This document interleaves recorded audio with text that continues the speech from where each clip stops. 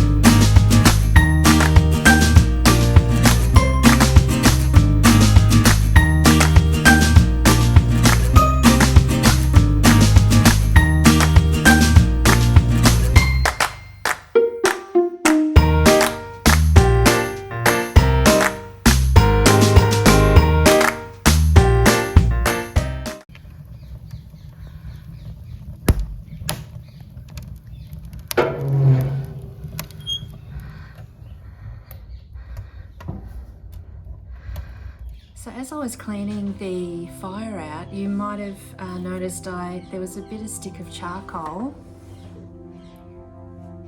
and it actually draws really well.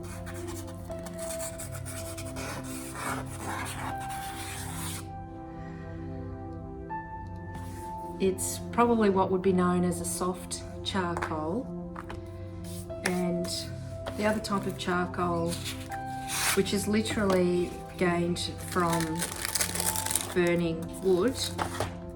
Mostly it's willow or grapevine, and you might hear charcoal called willow or vine charcoal, and that's the wood that was used. In the drawing workshop, I introduced the students to this compressed charcoal stick, and that's what the box looks like. So this, I'm not sure whether the camera will pick it up, but you can see the structure of the wood in it still, whereas this is completely smooth and compressed. So you get a less, see how there's a lot of dust come off that? You get a finer line, it's firmer, you can press a lot firmer, so you get a different quality, more weighted line than you do with the soft charcoal. So lots of fun. We had a great time in the workshop. The students did so well for saying they were beginners. They trusted me, which was great. They went through all the exercises and they came out each very individual but lovely longer pose drawing to finish. And went so well, I think we'll run another one. When I was searching through the drawing materials to prep for the class, I found my colour pencils, which are the same brand as the watercolours I showed you a couple of vlogs ago. And I also found my watercolour pencils. So I thought we'd have a play with those today, and I'll show you the difference between straight pencils and watercolour pencils. But before I do that, I got some lovely art books for my birthday, and I thought we'd also have a flip through of these. Let's turn the camera around so you can get a better view.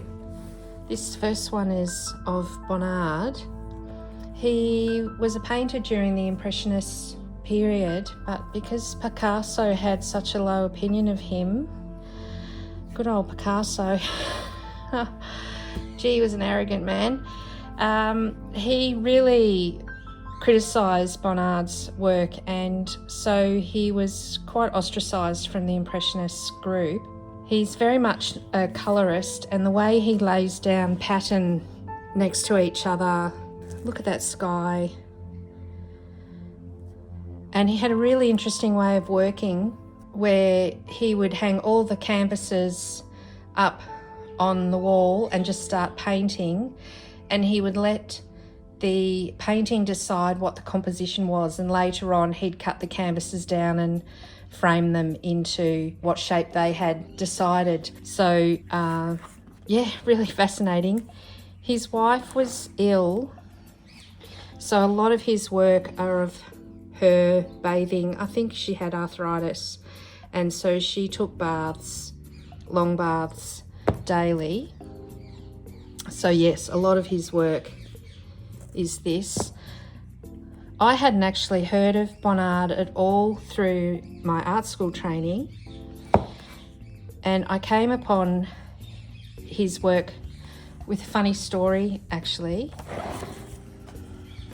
Look at that one. A patron of mine, I was delivering another painting that she'd purchased, and she wanted to show me where she'd hung a previous piece. And when I went into the room, oh gee, it was so lovely to see one of my paintings again after so many years. And she had this little Bonnard painting of the white cat. And firstly, it was lovely to be positioned next to such a gorgeous artwork. And yeah, I asked her about it, and she then said that it was from Bonnard. So I went and researched and didn't realise how much I would connect to his work. I don't know how YouTube's going to go with these nude images, but we'll have a go. So yeah, see how his figures are cut there. So that probably when he painted it would have had them in full, and then he's decided to cut the canvas and frame it down, because what he was really about was pattern and colour. Yeah, look at that pale blue next to that rich orange. And the little jug. Yeah, lovely. So highly recommend if you're into learning about colour is Bonnard. The next book on Maud Lewis. When I was on my way to France, I'm not a very good flyer, and of course from Australia to France it's 21 hours in the air, and depending on your stopover it's a good 24 hours to get there from here. And because I'm not a good flyer, I started to get a little bit anxious, so I thought I better I better occupy my mind with something else, and I found a movie. I hadn't heard of Maud Lewis at all before I'd seen the movie. The movie is called Maudie, and it's with Sally Hawkins and Ethan Hawke. And wow, she had a really, really hard life. Not a lot of support. Her husband was a pretty harsh man, and she was riddled with juvenile arthritis that fused her neck and spine and really crippled her hands. But she managed to create the most beautiful paintings that really, so she lived in Nova Scotia and really kind of created the folk art movement. So here's a little image of her. She lived in a one room with an two rooms, I guess, bedroom upstairs, living downstairs. And she used to paint what she could see. Her mobility was fairly poorly, so she painted what she could see from her little house. And so a lot of snow scenes and fishing village. That's how her husband earned money. And the little cat paintings, of course, I love, being a cat person.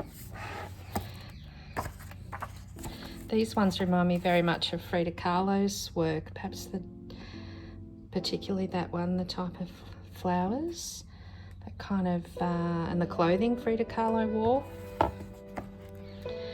So, yeah, with how badly deformed her hands were from the arthritis, she had to hold her arm with her other hand to help paint. And I imagine they lived fairly basically, and I'm not sure what sort of medication, painkillers she might have had available to her.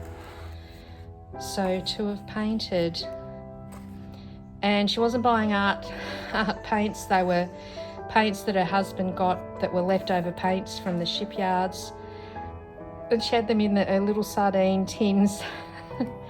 But yeah, it goes to show that perhaps the painting gave her some escapism of the limitations of her body, and perhaps helped with the pain that I imagine she was in. But yeah, gorgeous, determined woman with really, really beautiful art. So I was thrilled to find a book on her, and this cover is the little sign that she had out the front of her house. She sold a lot of work. President Nixon even buys a piece. So she was able to earn and sell paintings, but I believe her husband, there was a little bit of romanticism in the movie. Her life was a lot harder than even the movie portrays. He often wouldn't give her any money, used to bury the money in the backyard in jars, and often wouldn't pay for the gas or firewood. So yeah, pretty miserable existence. So painting must have been an escape and a support for her. So yes, look her up. And the other book is this one about Joan Eagley's work. Again, I hadn't heard about her. When I was looking up the book on Maud, it says other buyers have bought, this and this, and I was really taken with this landscape. So this woman is a Scottish woman, painted mostly a section of coastline in Scotland. And when I'm not doing still lifes, I'm doing landscapes, and I'm doing abstract landscapes. So I thought this could really teach me a lot. In her later life, now she didn't live, let me show you a fantastic image of her painting. Let me see if I can find it. Have a look at that. She is perched on a little camera pole, actually in the ocean, so looking back at the coastline at salmon fishing nets that she's painting. Pretty incredible. She died quite young, in her 40s, from cancer. This is my favourite one. I just love, the way that pink and the aqua are laid down.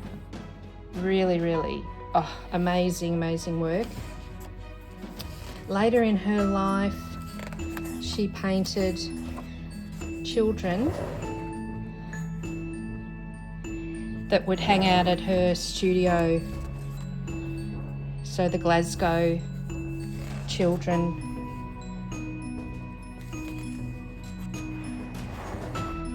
And a little bit of photography as well. They're kids in her studio. But yes, tragically she was taken really early. There's another image of her sketching. So yeah, this is going to be lovely to have a read and get to know more about her life and her work.